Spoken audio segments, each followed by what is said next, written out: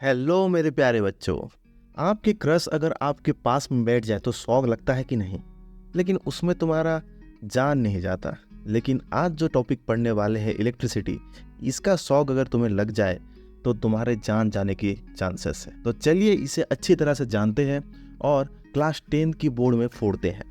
तो चलिए शुरू करते हैं आज की इस वीडियो में 10th की इलेक्ट्रिसिटी चैप्टर को। तो फर्स्ट हमारा टॉपिक है इलेक्ट्रिक चार्ज। ये क्या है? इलेक्ट्रिक चार्ज एक मैटर का एक प्रॉपर्टीज है जिसको फिजिकल प्रॉपर्टी बोलते हैं, जिसके वजह से अगर उस मैटर को हम किसी भी इलेक्ट्रिक और मैग्नेटिक फील्ड में रखेंगे तो वो मैटर एक फोर्स एक्सपीरियंस करेगा। जैसे कि तुम डेफिनेशन में देख पा रहे हो, electric charge is the physical property of matter that causes it to experience a force when placed in an electromagnetic field.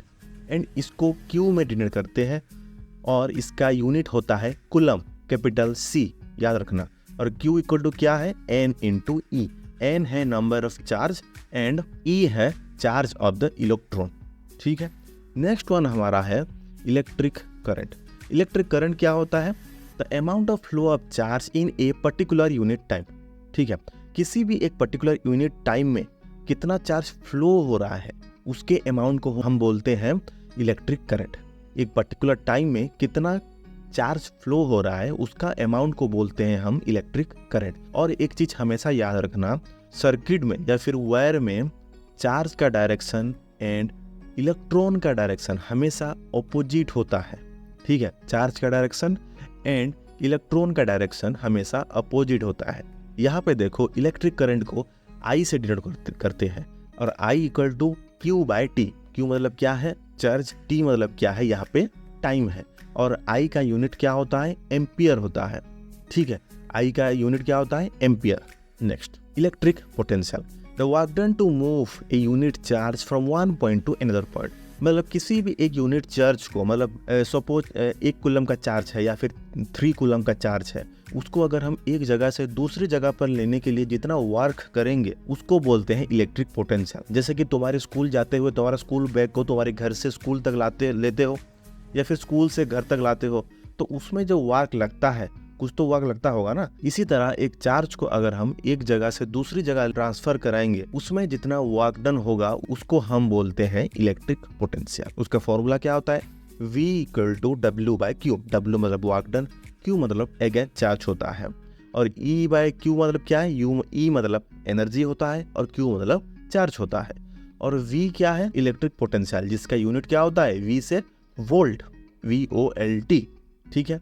Next one, Ohm's law. Ohm's law क्या होता है? जब किसी भी इलेक्ट्रिक सर्किट में अगर इलेक्ट्रिसिटी फ्लो हो रहा है, then total electric potential always directly proportional to electric current. ठीक है, उसी सर्किट में जितना इलेक्ट्रिक पोटेंशियल होगा हमेशा करंट के साथ डायरेक्टली प्रोपोर्शनल होगा। जैसे कि तुम देख पा रहे हो, V is directly proportional to I and उसका फॉर्मूला होता है V इक्वल टू IR। ठीक है, R एक कांस्टेंट लेते हैं। R का मतलब क्या होता है? Resistance.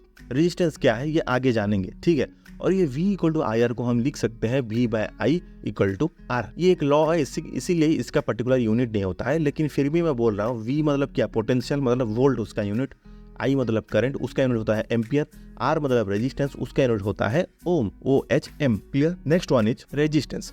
It is a property of conductor which oppose the flow of current. ठीक है, ये क्या होता है? कंडक्टर का एक प्रॉपर्टीज होता है जिसके वजह से अगर इसके अंदर जो इलेक्ट्रॉन फ्लो हो रहा है उसको थोड़ा अपोज करता है। ठीक है, ये क्या करेगा? इलेक्ट्रॉन कंडक्टर के अंदर फ्लो होगा, ये रेजिस्टेंस की वजह से उस इलेक्ट्रॉन को थोड़ा अपोज करेगा। ठीक है। नेक्स्ट वन पढ़ेंगे हम, फैक्टर अफेक्टिंग रेजिस्टेंस। कौन कौन से फैक्टर है जिससे कि रेजिस्टेंस को अफेक्ट करते हैं? First one is length, then area, then resistivity and temperature. जैसे कि हम लिख सकते हैं R equal to rho L by A। ठीक है, rho L by A। Rho का मतलब होता है रेजिस्टिविटी, L का मतलब होता है लेंथ एंड A का मतलब होता है एरिया ऑफ द कंडक्टर। ठीक है। नेक्स्ट वन, रेजिस्टेंस 2 टाइप का होता है, series combination and parallel combination. तो सीरीज कॉम्बिनेशन में क्या होता है? जब कुछ रेजिस्टेंस एक ही लाइन में कंबाइन होते हैं उसको हम बोलते हैं सीरीज कॉम्बिनेशन। इसमें 2 पॉइंट हमेशा याद रखना। सीरीज में होता है करंट का अमाउंट चेंज कभी भी नहीं होता, लेकिन वोल्टेज का अमाउंट ईच रेजिस्टेंस में चेंज होता है। और एक बार बोल रहा हूँ, करंट का अमाउंट कभी भी चेंज नहीं होता है थ्रू आउट तीनों रेजिस्टेंस, लेकिन पोटेंशियल जो V ले रहे हैं उसका अमाउंट चेंज होता है थ्रू आउट तीनों रेजिस्टेंस। एंड इसका फॉर्मूला क्या होता है, R equal to R1 plus R2 plus R3। लेकिन पैरेलल कॉम्बिनेशन में क्या होता है, जब रेजिस्टेंस एक के साथ एक ऊपर ऊपर होता है, ठीक है, मतलब तीनों का अलग अलग कॉम्बिनेशन होगा, ठीक है। सीरीज में देखो एक ही लाइन में हुआ है, लेकिन पैरेलल में देखो तीनों अलग अलग कंबाइन हुए हैं। इसी तरीके से होगा अगर सर्किट, देन इसको हम पैरेलल कॉम्बिनेशन बोलते हैं।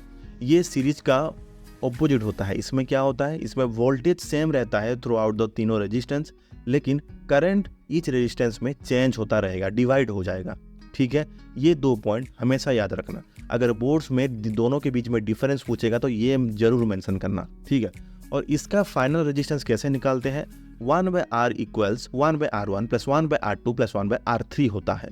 बच्चे हमेशा मिस्टेक करते हैं कि R equal to 1/R1 plus 1/R2 plus 1/R3 ले लेते हैं, लेकिन वो गलत आएगा। हमेशा 1/R equal to 1/R1 plus 1/R2 plus 1/R3 लेना, ठीक है। नेक्स्ट वन है हमारा जूल लॉ ऑफ हीटिंग। तो ये Joule law of heating normal heating ही होता है, लेकिन ये जूल सर ने निकाला था, इसी वजह से इसको जूल लॉ ऑफ हीटिंग बोलते हैं। और हीट का यूनिट भी जूल होता है, ठीक है।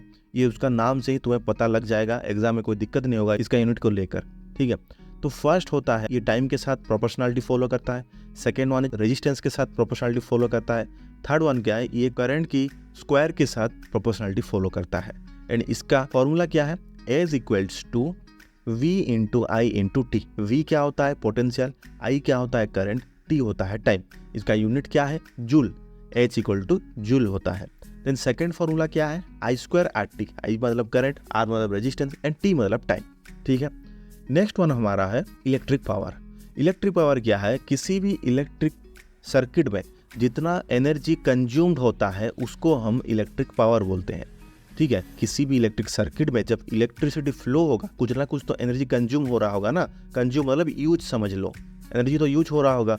तो कितना इलेक्ट्रिसिटी एनर्जी यूज हुआ है उसको हम बोलते हैं इलेक्ट्रिक पावर, ठीक है। उसका फॉर्मूला क्या होता है, P for power equal to VI, P equal to I square R and P equal to W by T। W मतलब क्या है, वर्क डन बाय टाइम, ठीक है।